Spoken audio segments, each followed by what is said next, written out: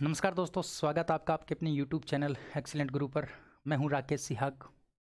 साथियों, आज है 25 नवंबर और आज आपके लिए पहला वीडियो मैं लेके आया हूं। तो साइंस का शंखनाद करने आपके सामने हाजिर हूं। मैंने आपसे दावा किया था, वादा किया था कि 25 नवंबर से हमारी क्लासेस स्टार्ट हो जाएंगी और 25 नवंबर को आज आपकी क्लास स्टार्ट हो गई हैं। साथियों, कंप्लीट हमारा ये रफ्तार बैच रहेगा। इसमें कंप्लीट साइंस हम पढ़ने वाले हैं। चाहे कोई भी एग्ज़ाम हो, सभी एग्ज़ाम को ये कवर करेगा।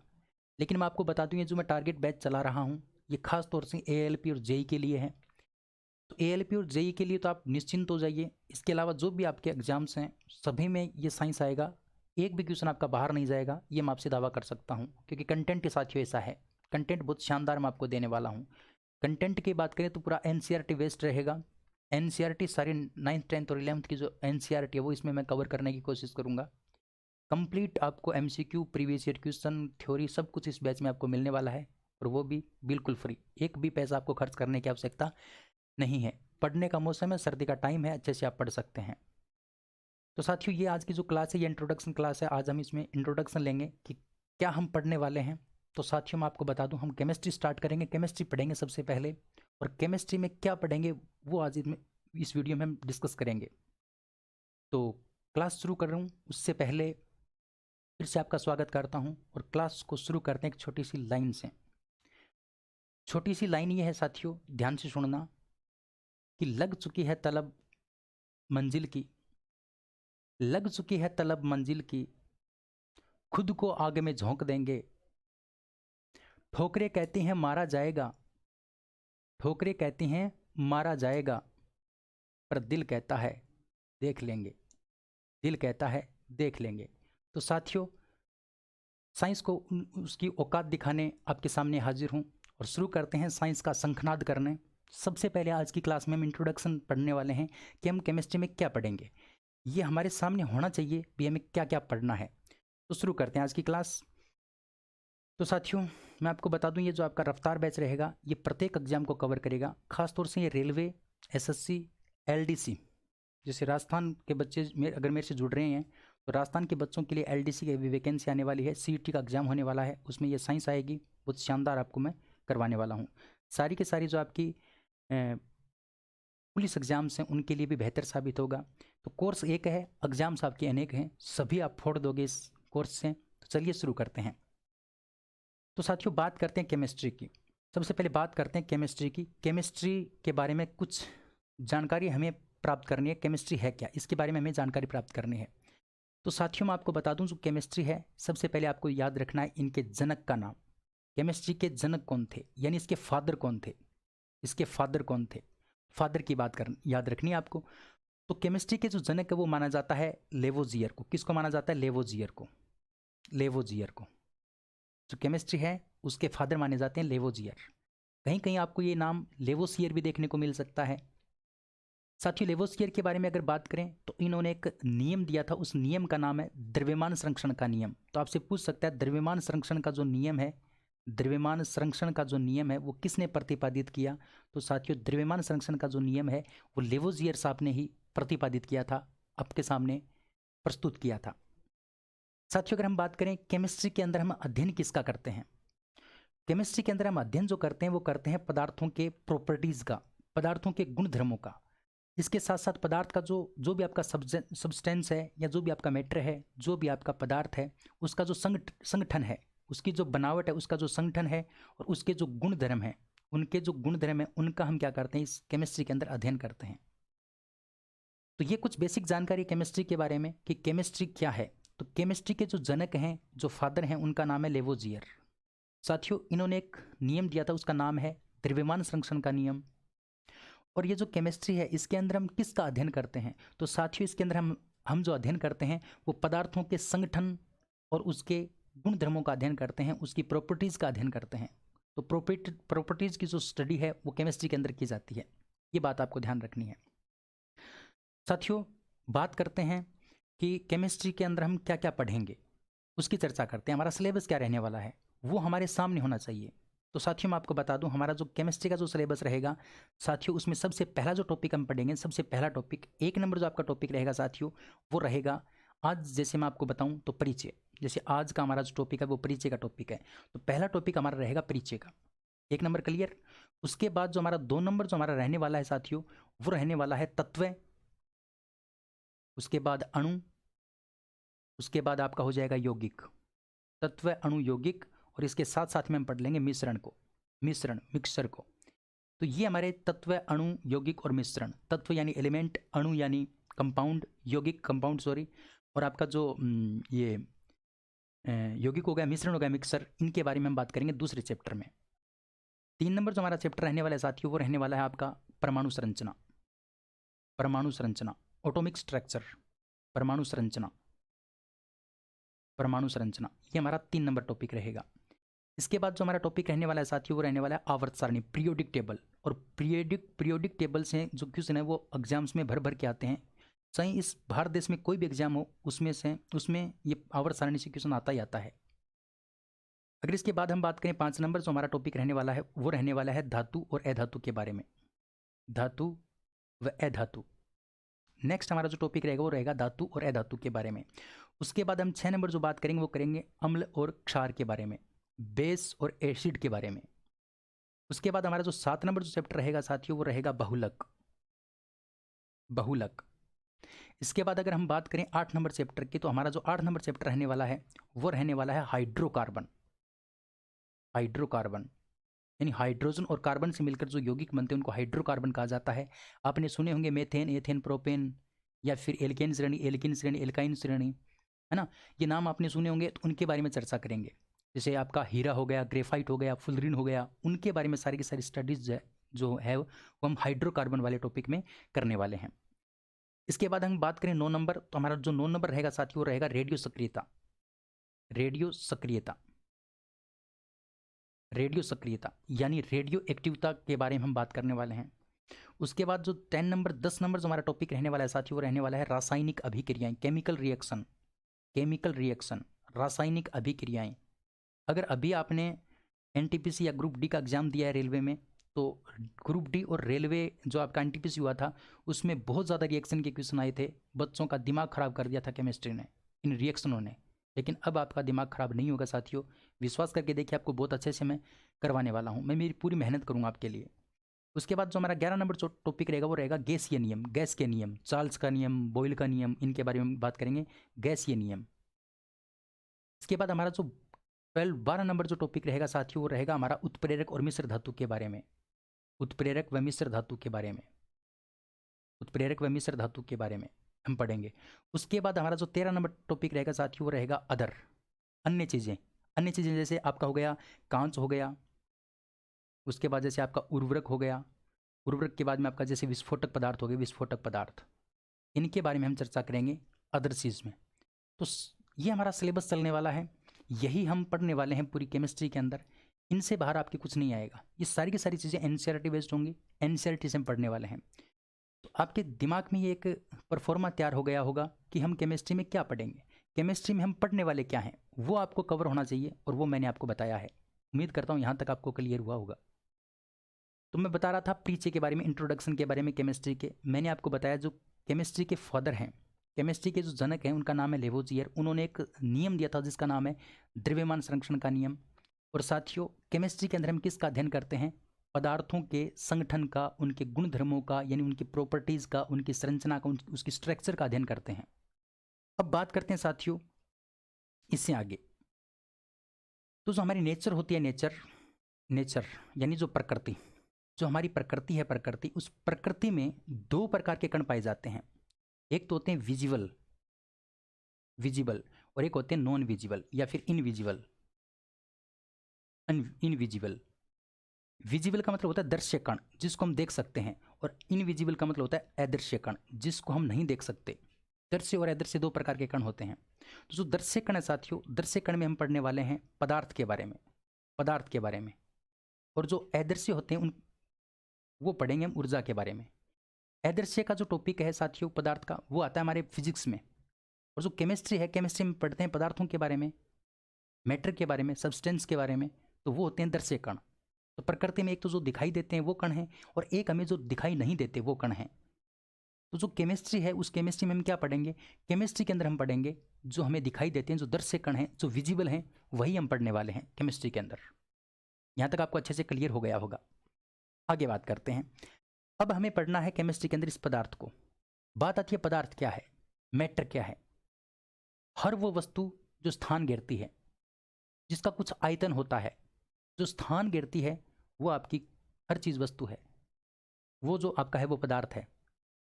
जैसे मैं हो गया, आप हो गए, कोई और वस्तु हो गई, कोई भी वस्तु इस संसार में आपको जो दिखाई दे रही है ना, वो एक पदार्थ है। यानी कहने का मतलब ऐसी वस्तु, वह वस्तु जो स्थान घेरती है, जो क्या करती है, स्थान घेरती है, उसे हम क्या कहते हैं, पदार्थ कहते हैं। क्लियर है बात। पदार्थ जो है वो दो प्रकार के होते हैं, एक तो लिविंग होते हैं, एक नॉन लिविंग होते हैं। यानी एक तो सजीव होते हैं, एक निर्जीव होते हैं। सजीव जैसे हम हो गए, निर्जीव जैसे आपके पास में ये जैसे पेन है, ये निर्जीव है, तो ये भी पदार्थ है। तो पदार्थ दो प्रकार के हैं, लिविंग और नॉन लिविंग। कहने का मतलब सजीव और निर्जीव। और पदार्थ किसे कहते हैं, जो वस्तु स्थान घेरती है उसको हम पदार्थ कहते हैं, चाहे वो कोई भी वस्तु हो। तो यहाँ तक आपको क्लियर हुआ होगा। साथियों बात करते हैं पदार्थ की अवस्थाओं की। पदार्थ की कितनी अवस्थाएं हैं। नेक्स्ट हमारा जो टॉपिक रहने वाला है, या नेक्स्ट हमारा जो टॉपिक है वो है पदार्थ की अवस्थाएं। पदार्थ की अवस्थाएं, स्टेज। पदार्थ की कितनी स्टेज हैं, पदार्थ की कितनी अवस्थाएं हैं। तो साथियों शायद आपने तीन तो पढ़ी होंगी, ठोस, द्रव और गैस। लेकिन साथियों मैं आपको बता दूं, पदार्थ की जो अवस्थाएं होती हैं वो होती हैं 5। पदार्थ की अवस्थाएं होती हैं 5, और इन 5 के बारे में हमें पढ़ना है। सबसे पहले बात करते हैं 1 नंबर ठोस के बारे में। ठोस यानी सॉलिड के बारे में। ठोस क्या है। तो साथियों ठोस के बारे में इतना सा आपको ध्यान रखना है कि इस ठोस अवस्था में किसी वस्तु का आयतन और आकार, आयतन और आकार दोनों क्या होते हैं, निश्चित होते हैं। दोनों क्या होते हैं, निश्चित होते हैं। जैसे ये वस्तु है, ये ठोस है, तो इसका आकार भी निश्चित है, और ये कितनी जगह इसने घेर रखी है, यानी इसका आयतन भी निश्चित है। इसका आयतन कभी भी बदलेगा नहीं। मतलब कहने का मतलब निश्चित है, ये अपने आप नहीं बदलेगा। हाँ, इसकी पदार्थ इसकी अवस्था को चेंज कर सकते हैं, और अवस्था को चेंज कैसे करते हैं, क्या कहा जाता है, वो बात हम आगे पढ़ेंगे। तो साथियों जो आपका ठोस है, सॉलिड जो है, उसका आकार और आयतन दोनों क्या होते हैं, निश्चित होते हैं। क्लियर है बात। अब बात करते हैं द्रव अवस्था की। द्रव अवस्था में क्या है, द्रव अवस्था के अंदर जो है ना, वो आकार तो क्या होता है, अनिश्चित होता है। आकार जो है वो क्या होता है, अनिश्चित। आकार तो अनिश्चित होता है, लेकिन इसका जो आयतन है, आयतन, इसका जो आयतन है साथियों, वो होता है निश्चित। इसको समझने का प्रयास करना। आकार अनिश्चित कैसे है कि हम द्रव पदार्थ को, जैसे पानी है आपके पास, अब पानी को आप जिस पात्र में रखोगे, जिस पात्र के अंदर डालोगे, वो उसी का रूप ले लेगा। जैसे आप मान लो किसी वर्गाकार में इसको डाल रहे हो तो वो वर्गाकार रूप ले लेगा। अगर आप बेलनाकार में डाल रहे हो तो वो बेलनाकार रूप ले लेगा। यानी जिस पात्र में हम इसको डालते हैं, जिस पात्र में इसको डालते हैं, उसी पात्र का क्या कर लेता है, ये रूप ले लेता है, उसी पात्र के अनुरूप ये हो जाता है। इसका मतलब इसका जो आकार है वो क्या है, अनिश्चित है। आकार इसका निश्चित नहीं है, आकार इसका अनिश्चित है, लेकिन इसका आयतन जो है ना वो निश्चित है। अगर मान लो कि आयताकार है, एक आपके पास एक आयताकार है, एक बेलनाकार है, तो मान लो आपने बेलनाकार में इस पानी को डाला। मान लो आपके पास 1 लीटर पानी है, और उस 1 लीटर पानी को आपने एक बेलनाकार में डाला, तो जितनी ऊंचाई उसने ग्रहण की, या जितनी ऊंचाई उसकी है, उतनी ऊंचाई आपको आयताकार में मिलेगी। कहने का मतलब इसका जो आयतन है वो निश्चित होगा, लेकिन इसका आकार क्या हो जाएगा, अनिश्चित। अब इसके बाद अगर हम बात करें तो बात आती है किसकी, ठोस गैस अवस्था की। गैस अवस्था में आकार और आयतन, आकार और आयतन दोनों के दोनों क्या होते हैं, आपके अनिश्चित।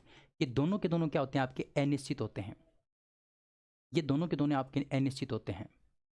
इसका मतलब समझना है कि आकार तो इसका अनिश्चित है ही, क्योंकि इसको हम जिस पात्र में रखेंगे उसी पात्र में पूरी रूप से, पूरी तरीके से फैल जाएगी। जैसे मान लो आपके पास में 1 लीटर गैस है, 1 लीटर गैस है।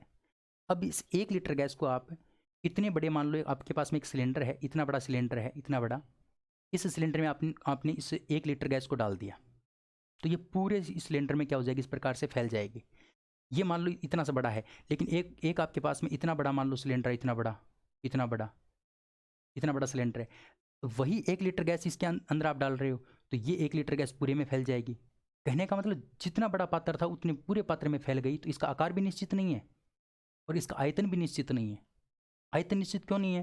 क्योंकि अगर इसको हमने बड़े में डाला तो ये पूरी रूप से फैल गई, अगर छोटे बर्तन में हमने इसको डाला तो छोटे के अंदर ये सीमित होकर रह गई। तो अनिश्चित इसका आकार और आयतन दोनों। लेकिन द्रव अवस्था में क्या होता है, उसका आयतन निश्चित होता है, आकार निश्चित नहीं होता। लेकिन ठोस अवस्था में दोनों ही क्या होते हैं, निश्चित होते हैं। तो ये 3 बेसिक बातें तो आप जानते हो। लेकिन बात आती है 2 अवस्थाओं और, जो 2 अवस्थाएं उनके बारे में।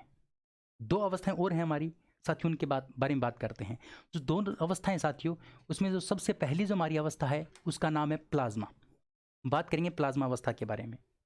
प्लाज्मा, ध्यान से समझना, प्लाज्मा से यहीं से क्वेश्चन आता है, क्योंकि ठोस, द्रव और गैस के बारे में सारे जानते हैं, लेकिन प्लाज्मा के बारे में आपको याद रखना है। प्लाज्मा क्या चीज़ है, प्लाज्मा के बारे में आपको पढ़ना है, और प्लाज्मा के बारे में ही क्वेश्चन पूछे जाते हैं।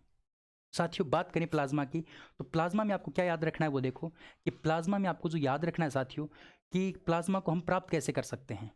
प्लाज्मा को हम प्राप्त कैसे कर सकते हैं वो बात हमें पढ़नी है। तो प्लाज्मा को जो हम है ना वो प्राप्त कर सकते हैं गैस का आयोनाइज्ड करके, गैस का आयनीकरण करके। गैस का आयनीकरण करके हम क्या कर सकते हैं, प्लाज्मा को प्राप्त कर सकते हैं। तो प्लाज्मा जो है ना वो गैस को आयनीकृत करके, गैस को आयनीकृत करके हम क्या कर सकते हैं, प्लाज्मा अवस्था को प्राप्त कर सकते हैं। बात करते हैं प्लाज्मा के बारे में, तो जो प्लाज्मा है इसका आकार और आयतन, आकार और आयतन दोनों के दोनों क्या होते हैं, अनिश्चित होते हैं। दोनों के दोनों अनिश्चित हैं। अच्छा, दोनों के दोनों अनिश्चित क्यों हैं? क्योंकि साथियों हमने प्लाज्मा को गैस से प्राप्त किया है, और गैस के जो है ना वो आकार और आयतन दोनों अनिश्चित हैं। तो प्लाज्मा अवस्था के भी आकार और आयतन क्या हो जाएंगे, अनिश्चित हो जाएंगे। क्लियर है बात? तो कहने का मतलब प्लाज्मा जो है वो कैसे प्राप्त होती है, गैस को आयनीकृत करके, आयोनाइज्ड करके हम क्या करते हैं, इसको प्राप्त करते हैं। बात करते हैं साथियों प्लाज्मा अवस्था के बारे में। तो जो प्लाज्मा अवस्था उसकी खोज किसने की थी? प्लाज्मा अवस्था की जो खोज है साथियों वो 1879 में, 1879 में, 1879 में एक व्यक्ति था, इसे एक वैज्ञानिक था, उसका नाम था William crooks. William crooks, William crooks. तो विलियम क्रुक्स नामक जो वैज्ञानिक थे उन्होंने इसकी खोज की थी 1879 में। तो ये क्वेश्चन बहुत बार पूछा गया है कि प्लाज्मा अवस्था की खोज किसने की। तो साथियों ध्यान रखना, प्लाज्मा अवस्था की जो खोज की गई थी वो विलियम क्रुक्स के द्वारा की गई थी 1879 में। शायद क्लियर आपको हो गया होगा। अब बात करते हैं साथियों इससे आगे। तो ये जो प्लाज्मा है ना, ये नाम किसने दिया था, नाम दिया, यानी ये नाम किसके द्वारा दिया गया, ये जो प्लाज्मा नाम है ये किसके द्वारा दिया गया? तो साथियों बात है 1928 की, 1828 की, सॉरी 1928 की, 1928 की बात है। व्यक्ति का नाम था लेगम्यूर। लेगम्यूर, लेगम्यूर नाम के जो व्यक्ति थे या जो वैज्ञानिक थे उन्होंने इसको नाम दिया था प्लाज्मा अवस्था। तो प्लाज्मा अवस्था के बारे में इतनी बात आपको ध्यान रखनी है। अच्छा, एक बात आपको और ध्यान रखनी है, प्लाज्मा जो अवस्था है वो पाई जाती है आपको तारों के ऊपर, सितारों के ऊपर, स्टार्स के ऊपर, स्टार के ऊपर। यानी सूर्य भी आपका एक प्रकार का तारा है, तो सूर्य पर भी कौन सी अवस्था पाई जाती है, प्लाज्मा अवस्था। ये क्वेश्चन बहुत बार पूछा जाता है कि सूर्य पर कौन सी अवस्था पाई जाती है। तो सूर्य पर साथियों पाई जाती है आपकी प्लाज्मा अवस्था, क्योंकि वहाँ का तापमान ज़्यादा है, और ज़्यादा ताप पर हम किसी गैस को आयनीकृत करते हैं तभी वो प्लाज्मा में तैयार होती है। अच्छा, हमारा जो ब्रह्मांड है उस ब्रह्मांड में, यानी सूर्य की बात करें तो सूर्य के आसपास, ये मान लो हमारा सूर्य है, तो इस सूर्य के आसपास बहुत सारी गैसें हैं। हमारे इस वातावरण में बहुत सारी गैसें हैं, नाइट्रोजन, ऑक्सीजन, सारी प्रकार की गैसें, आर्गन, कार्बन डाइऑक्साइड, सारी की सारी गैसें इसके चारों ओर हैं। और इस गैसों को अगर हम ज़्यादा तापमान दे देते हैं तो ये आयनीकृत हो जाती हैं, और आयनीकृत होकर किस में चेंज हो जाती है, प्लाज्मा में, अधिक तापमान पर। तो ये जो सूर्य है ना, सूर्य, इसका जो तापमान है वो 6000 डिग्री सेंटीग्रेड बताया गया है। अब कहने का मतलब ये जो गैसें हैं वो उस सूर्य के आसपास जाती हैं, तो सूर्य की गर्मी के कारण वो आयोनाइज्ड हो जाती हैं, आयनीकृत हो जाती हैं, और वहाँ पर किसका निर्माण कर लेती हैं, प्लाज्मा का निर्माण कर लेती हैं। इसीलिए जो प्लाज्मा अवस्था है वो कहाँ पाई जाती है, सूर्य पर पाई जाती है, तारों पर पाई जाती है। क्लियर है बात यहाँ तक? तो इतनी सी बात आपको ध्यान रखनी है प्लाज्मा के बारे में, इससे बाहर प्लाज्मा के बारे में क्वेश्चन नहीं आएगा, ये बातें आपको ध्यान रखनी है। उम्मीद करता हूँ यहाँ तक आपको अच्छे से समझ में आ गया होगा। अब आपके दिमाग में आ रहा होगा सर तो टाइम भी नहीं दे रहे हैं लिखने का या फिर स्क्रीनशॉट वगैरह लेने का। तो साथियों मैं आपको बता दूं, स्क्रीनशॉट ले सकते हो आप बीच में रोक करके वीडियो, लेकिन इसका जो PDF है, सेम का सेम जो PDF है साथियों, वो आपको अवेलेबल करवा दिया जाएगा टेलीग्राम चैनल पर। और टेलीग्राम चैनल का जो लिंक है साथियों, वो वीडियो के डिस्क्रिप्शन में दिया गया है, वहाँ से आप ज्वाइन कर सकते हो। तो वहाँ पर आपको इसका PDF भी सेम का सेम PDF आपको वहाँ पर मैं क्लास के तुरंत बाद अपलोड कर दिया करूँगा, तो आप वहाँ से इसको अच्छे से देख के लिख सकते हो। नोट्स बनाने ज़रूरी है साथियों, क्योंकि मैं आपको वैसे PDF दे दूँगा, प्रिंटेड नोट्स भी मेरे पास हैं, वो मैं आपको अवेलेबल करवा दूँगा, लेकिन वो बाद की बात है, खुद का लिखा हुआ अच्छे से याद हो जाता है, इसलिए लिखना ज़रूरी है। ये बात हो गई किसकी, प्लाज्मा की। अब इससे आगे वाली जो अवस्था है साथियों, वो है हमारी BEC। BEC इसका फुल नेम है Bose Einstein condensate. Condensate, Bose Einstein condensate इसका फुल नेम है, बोस आइंस्टीन कंडेंसेट। अच्छा, बात आती है साथियों, BEC नाम की जो अवस्था है, इसकी खोज किसने की थी? तो इसकी जो खोज की गई थी साथियों, इसकी जो डिस्कवरी की गई थी, इसकी जो खोज की गई थी, वो की गई थी बोस नाम के व्यक्ति के द्वारा, और उनका फुल नेम था सत्येंद्रनाथ बोस। सत्येंद्रनाथ बोस। सत्येंद्रनाथ बोस ने इसकी क्या की थी, खोज की थी।